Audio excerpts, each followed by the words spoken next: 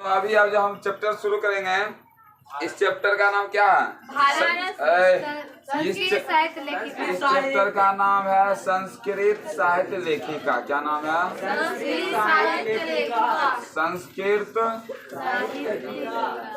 साहित्य, अल्लाह मत करो, लेखिका। संस्कृत साहित्य लेखिका। देखो इसमें क्या कहता है कि समाज की जो गाड़ी है, समाज की जो गाड़ी है वह स्त्री और पुरुष के बिना नहीं चल सकती है। ठीक है ना? और साहित्य में जो है इस दोनों को बराबर महत्व दिया गया है। किस दोनों को?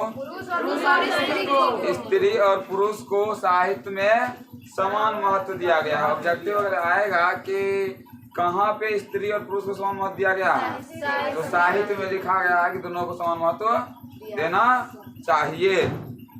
अगला कहता है विपुल संस्कृत साहित्य में। विपुल मतलब विशाल, विपुल मीन्स विशाल संस्कृत साहित्य में। किस संस्कृत साहित्य में? अनेक सारे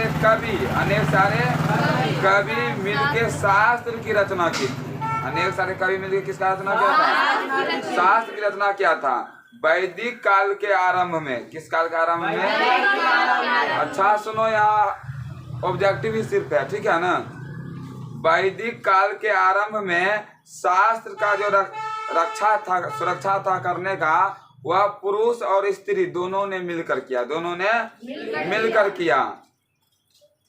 उसके बाद आगे है कि वैदिक युग में। किस युग में? वैदिक युग में जो मंत्र लिखा गया है वह ऋषि तो किया ही, लेकिन ऋषि की पत्नी भी मंत्र की रचना की थी। कौन युग में? वैदिक युग में। याद रहेगा ना? पूछेगा क्वेश्चन कि किस युग में ऋषि की पत्नी जो थी वह मंत्र को लिखी थी? वैदिक युग में। किस युग में? वैदिक युग में। आगे सुनो, ऑब्जेक्टिव ही है ऋग्वेद में 24, ऋग्वेद में और अथर्ववेद में 5 ऋषि पत्नियां थी। ऋग्वेद में 24 और अथर्ववेद में 5 ऋषि पत्नियां थी, जो कि 24 का नाम नहीं दिया गया है, लेकिन 5 का नाम दिया गया है। पहला का नाम है यमी। क्या नाम है? यमी, अपाला, क्या? अपाला, उर्वशी, इंद्राणी। उसके बाद है वागामभिरिनी। याद हुआ? ऋग्वेद में कितने ऋषि पत्नियां थी? 24, 5 थी। और ऋग्वेद में 24। अच्छा, अथर्ववेद में कितना था? 5। पांचों का नाम दिया गया। समझ में आ गया नाम? कोई दिक्कत है यहाँ तक में? देखो आगे कहता है विरह्यपकोपनिषद में। किसमें? विरह्यपकोपनिषद में याज्ञवल्क्य की पत्नी मैत्रेयी। याद रखना क्वेश्चन आता है बहुत ज्यादा कि याज्ञवल्क्य की पत्नी का नाम क्या था? मैत्रेयी। क्या? मैत्रेयी। विरह्यपकोपनिषद में याज्ञवल्क्य की पत्नी जो थी वह मैत्रेयी, उनको जो है आत्म तत्व की शिक्षा दिए थे। कौन दिए थे? आत्म तत्व की शिक्षा कौन दिए थे? याज्ञवल्क्य दिए थे। कौन दिए थे? याज्ञवल्क्य दिए थे। आत्म तत्व की शिक्षा किसको दिए थे? अपने पत्नी मैत्रेयी को। किसको दिए थे? जनक के सभा में एक विदुषी रहती थी जिनका नाम था गार्गी। क्या नाम था उसका? जो कि वह शास्त्र बहुत अच्छे से जानती थी। क्वेश्चन आएगा शास्त्र कुशला विदुषी कौन थी? गार्गी थी। किसके सभा में थी? जनक के सभा में। किसके सभा में थी? जनक के सभा में। लौकिक संस्कृत साहित्य में। किसमें? लौकिक संस्कृत साहित्य में 40 गो कवित्री मिलके। कितना कवित्री मिलके? 40 कवित्री मिलके 150, क्या? 150 गद्य और पद की रचना की थी। कौन सा? किसमें? लौकिक संस्कृत साहित्य में 40 कवित्री मिलके कितने? 150, मतलब 150 150 गद्य और पद की रचना की थी। जिसमें विजयांका जो थी, ये वही क्वेश्चन पूछता है, जिसमें विजयांका जो थी प्रथम कल्प थी। क्या थी? प्रथम कल्प थी। समझ आ रहा है ना? और वह जो थी श्यामल वर्ण की थी। किस वर्ण की थी? वह जो थी नील के कमल के जैसा श्यामला थी। कहा जाता है कि ऐसा जो है वह सरस्वती होता है ना, सरस्वती से भी ज्यादा अच्छी थी उसके, इसीलिए जो है डांडी ने यह बात कहा, सरस्वती से ज्यादा सुंदर थी, सरस्वती से ज्यादा। और यह बात जो है किसने कहा? डांडी ने कहा। ये भी क्वेश्चन आता है, याद रखना। आगे का था 8वीं शताब्दी में। किस शताब्दी में? 8वीं शताब्दी में चालुक्य वंश के राजा, 8वीं शताब्दी में चालुक्य वंश के राजा चंद्रादित्य। कौन? उसकी पत्नी विजया भट्टारिका, उसकी पत्नी विजया भट्टारिका क्या उनका बहुत ज्यादा महत्व है। किसमें? 8वीं शताब्दी में। किसमें?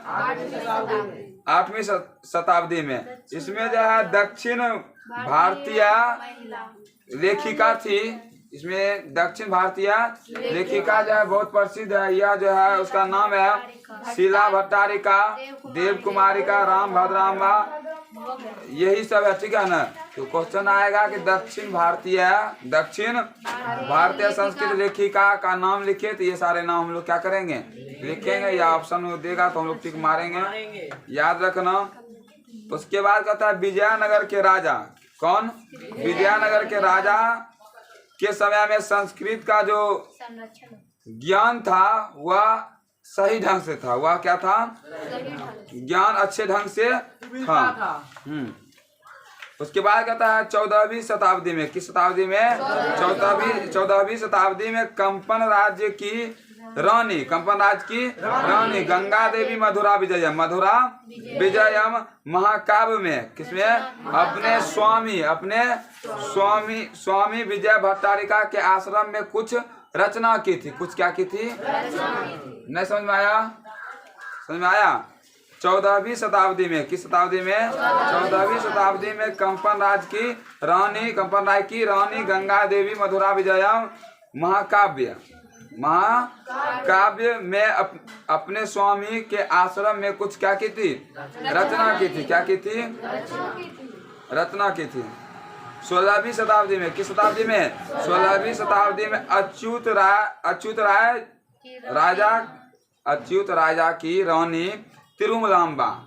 अच्युत राजा की रानी का क्या नाम था? तिरुमलांबा वरदाम्बिका नामक ये जो है चंपू काव्य की रचना की थी। किसकी? चंपू काव्य की रचना की थी। याद रहेगा न रे? उसके बाद वो कहता आधुनिक संस्कृत लेखिका जो थी वह था पंडित छमारा। कौन था? नहीं थी, पंडित छमाराव थी। इनके पिता का नाम है शंकर पांडुरंगा। क्या नाम है? शंकर पांडुरंगा। इन्होंने जो है जीवन चरित शंकर चरित नामक रचना की थी। और गांधी के शिक्षा से, किसके? गांधी के शिक्षा से, मार्गदर्शन से, गांधी जी के मार्गदर्शन से उन्होंने सत्याग्रह गीता, मीरा लहरी, कथा मुक्तिवली, विचित्र प्रसिद्ध यात्रा, ग्राम ज्योति इत्यादि अनेक गद्य पद की रचना की थी। अनेक गद्य पद की रचना की थी। कोई दिक्कत है तक में? देखो वर्तमान काल की लेखिका जो है वह पुष्पा दीक्षित। क्वेश्चन आएगा वर्तमान काल की लेखिका कौन है? तो बोलेंगे पुष्पा दीक्षित, वनमाला भवालकर, मिथिलेश कुमारी मिश्र, ये सारे संस्कृत में रचना की थी। कोई दिक्कत? समझ में आया या नहीं?